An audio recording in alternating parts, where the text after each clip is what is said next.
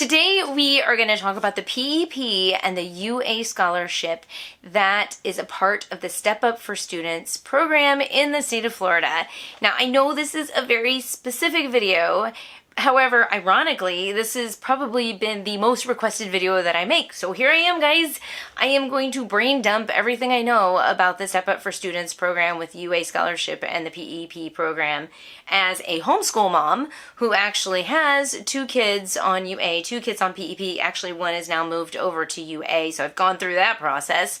And also as a homeschool evaluator and choice navigator for Step Up for Students. Now, as a disclaimer, I am not a lobbyist and I am not a lawyer, and so if there's anything that I say in this video that you have questions about or you need some more clarification on or I just don't know the answer to, I want to highly recommend going over to Brenda Dickinson, who is our homeschool lobbyist, and Jason Crawford, who is the other homeschool lobbyist. They have an organization called HEF, which is Home Education Foundation, and every Monday at 12 o'clock noon Eastern Standard Time, they go live. They go live doing a general conversation, but then they open it up for Q&A. So go there, get your information from them. They are great resources. So as a homeschool mom, I do have, like I said, PEP and UA students. And some of you guys what does that mean? But of course, if you're still watching the video, you probably know exactly what that means. So PEP is a personalized education program and the UA is unique abilities, and both of them are scholarships underneath the Step Up for Students program. UA obviously are for students that have unique abilities. And the UA scholarship in general is going to still work under the homeschool laws in the state of Florida. The PEP, that is now a creation of a whole new set of laws. Now, let me just clarify some things, because this is the part where some parents get really super confused, and that has to do with the withdrawal. If, not being a homeschool family with the PEP scholarship, you're no longer considered homeschooling in the state of Florida. Okay. Let me try to clarify this the best way that I possibly can, because in order to understand this, you have to understand politics and how politics works, and also that there is money involved in all of this. Okay, so, and data. The state of Florida is an attendance-based state when it comes to education. In other words, every single child in the state of Florida has to be enrolled in one of 4 programs and accounted for. And so what they have done is created 4 different boxes, so to speak. And for each of these 4 boxes have a different set of laws that go along with them. Now, there's public school. You know the public school box, we all do. There is next the private school box, which a lot of people don't realize this, but if you are a part of an umbrella school in the state of Florida, you are also a part of that public school box. And that's why as an umbrella school, you're turning in grades and such, to whoever's in charge of the umbrella school so they can turn it into the state. Umbrella school, different set of laws. Then there is the homeschool laws, and if you're interested about the details behind the homeschool laws, I do have a really good video. It's old, but it's still correct, because thank you, Brenda Dickinson, for keeping these laws, these homeschool laws, safe. All right, so that video is up there if you want to see it. Then there is the PEP box, and the PEP has a separate set of laws that you have to follow. You cannot be enrolled as a homeschooler. You can't be in the homeschool box and be in the PEP box at the same time. So a little bit of background, just a side note, by the way, UA scholarship does function underneath the homeschool laws. I'll go back and talk about that later. Okay, looking at those PEP laws. Okay, the PEP was created separately. From what I understand, they wanted to give money to the homeschool students, and the homeschool community didn't want the money. So they decided to create a whole nother program that was separate from the homeschool laws, and the homeschool laws therefore are kept very safe. They can't change the homeschool laws. They don't really want to change the homeschool laws because money isn't in the mix. I know it's in the mix with the UA, but the PEP, okay, different. So now you've got these PEP students, they function as homeschool students. The only difference between those PEP students in that attendance box is that 1, they have to take a standardized test at the end of the year. 2, they have to the parents have to fill out the student learning plan, which is so incredibly easy. So easy. Remember too, when you fill it out, it's not detailed. A lot of it is just multiple choice and, deciding on a sliding scale. If it's like a 1 through 5, I think it's like 1 through 5. So easy, okay? It's there for data. Remember that. They're not going to hold you individually accountable to it as of right now. The test, okay, is also for data. I'll talk about that in just a second. So those 2 things are the only 2 things that you need to do to be a part of the PEP program, and then they hand you money. For the homeschool laws, which also includes the UA scholarship, you are going to continue to have that yearly evaluation with a certified teacher, homeschool evaluator, and turn in your annual evaluation portfolio review. You could also do testing. You can also do, with a psychologist, they can do your evaluation, as well as if you come up with something with the superintendent, which is very rare, but it's in there. Okay, most people do portfolios, just so you know. So back to the PEP. You do have to withdraw as a homeschool student because you're no longer under those homeschool laws, but you still function as a homeschooler. You still get to pick out your curriculum. You don't have to report attendance. You still get to pick co-ops. You can do virtual school. For example, if you do Florida virtual school, you can still do flex as a PEP student. Now, I don't know the details with payments and stuff like that, how that works. You do need to contact Florida Virtual School with that one, but hey, everything that a homeschool in the homeschool box can do, we can do as PEP students, except for those few things that I just mentioned, the differences. PEP students do have to turn in lots of receipts, but so does UA students. Anyway, I'm going to talk about that in a second. I'm not going to go there right now because I don't want to confuse you. So back to the standardized testing that you have to do for the UA or for the PEP scholarship. A lot of parents are getting really nervous because their kids didn't do too well on the standardized test, and they're worried that the state's going to come back and say you can't homeschool this, that, and this. Okay, remember right now that test is used for data. That's it. They're trying to gather information. You've got to remember the way that a politician thinks is they're looking at data and they're looking to see if it's worth putting that money into that program. They're going to look at the data, see if it's worth it, see if there's improvements with homeschool grades when it comes to the overall landscape of testing. They're also going to compare it to the public school students and the private school students. That's how it's working. They don't even have enough time to come at you individually because there's like 30,000 of these students, okay? It might be less. I don't know the exact number. But they're not going to come at you and say, hey, you scored at a 2nd grade level, but you're at a 3rd grade level. Now I'm sending you back to private school. They're not going to do that. Or public school. They're not going to do that. That is not why they're doing it. So just a little bit of relief I'm hoping for some of you. But even for more relief, just so you guys know, at any time in the process that you are signed up for the PEP scholarship and you decide that this is not for our family, I don't like the way that these laws are going or how the government is involved, like whatever. You could be in the middle of the year, December.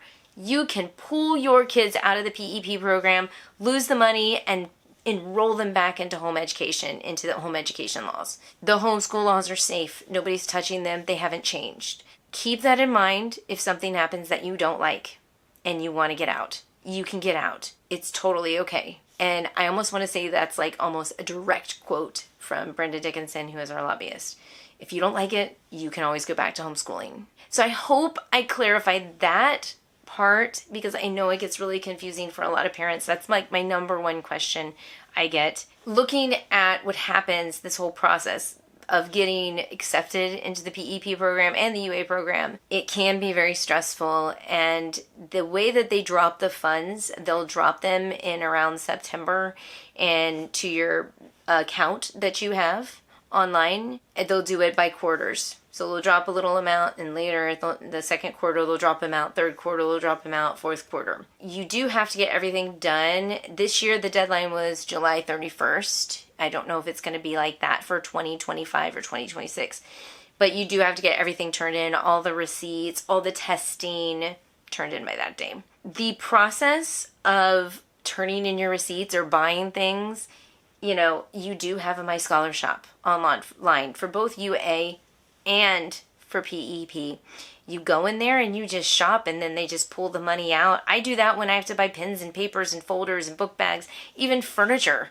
I've bought shelves, guys. I've bought chairs for my kids to sit in and do their schoolwork off of that, okay? They have everything on that My Scholarshop, and there are actually some really awesome curriculum companies that you can specifically shop in their store, right? So just shout out for Homeschool Hive, which is a Florida, Tampa specific store run by Kimberly. Definitely, this is just me saying look for her store and buy from her just because I said so. I love Kimberly. Shout out to her. Amazing store. One of the only homeschool specific stores, like, I think in the nation.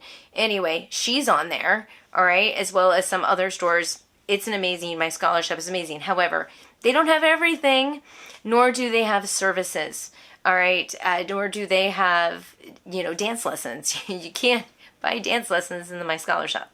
So there is a receipt system. Now, UA, as of right now, is under the old program called Legacy. And the new program is called Emma. Now, I don't know if they're going to switch over the UA students to Emma. They've talked about it. But if you're in Legacy, that old program with the UA scholarship, it moves very, very slow. Very slow. Emma's great. You guys that have never dealt with Legacy, you will find out how amazing. You won't even know how amazing Emma is, right? I'm just telling you right now. Okay? They function, though. Both of them do function. So when you turn in your receipt, a couple things that you do need to do when you do it, of course, you need your bank statement that you need to turn in with them. The receipt has to have some specific things on it, like the name of your student, what you're purchasing, of course, taxes, subtotal, where you bought it, the date. Date is really important. And with services, that's really important for services with your student's name written on it, or dance lessons or music lessons or something like that. You make a scanned copy of it and you send it in. Now, there is an educational benefit sheet that you will have to actually fill out for music lessons. I don't know why music lessons is very specific, but any music lessons, you have to fill out this educational benefit sheet. It's very long. And it takes a lot of work going through it, but hey, it's part of the process. Like I said, this is like a part-time job, okay? Field trips as well. If you go on a field trip, we went snorkeling, right? And actually very educational through Tampa Bay Watch. It was an amazing trip. It was a field trip. And that counted. We were able to get reimbursed for that. And I filled out the long educational benefit sheet and I sent it in and got my money back. However, there are some situations where you need to get approval in advance. And one of those things that you might want to get approval on is if you're going to go to Kentucky and go to the Ark Museum, and you might want to turn that in advance as an approved field trip, get it approved before you go. Not like what I did is I went to the Ark Museum, bought the ticket, did all the things, and then tried to get reimbursed and didn't. And they may not approve things too, by the way. Just keep that in mind just because you sit. But don't feel, that's the other thing, don't feel like you have to get everything approved in advance before you purchase it. Usually it's things like field trips out of the state. And I can't even think of other things to get approved for.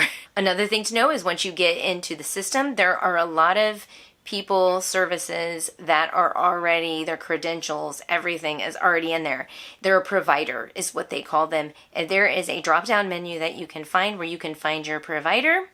You can click on them. Sometimes they will do the money exchange with them. And you don't even have to write a check or use your credit card to exchange the money. And that's beautiful when you can do that. Ask them, okay? Homeschool co-ops, for example. Literally, I'm not even going to exchange my personal money with our homeschool co-op. I'm literally going to go find them as a provider, click on the money or the classes that I'm taking, and it'll send it automatically.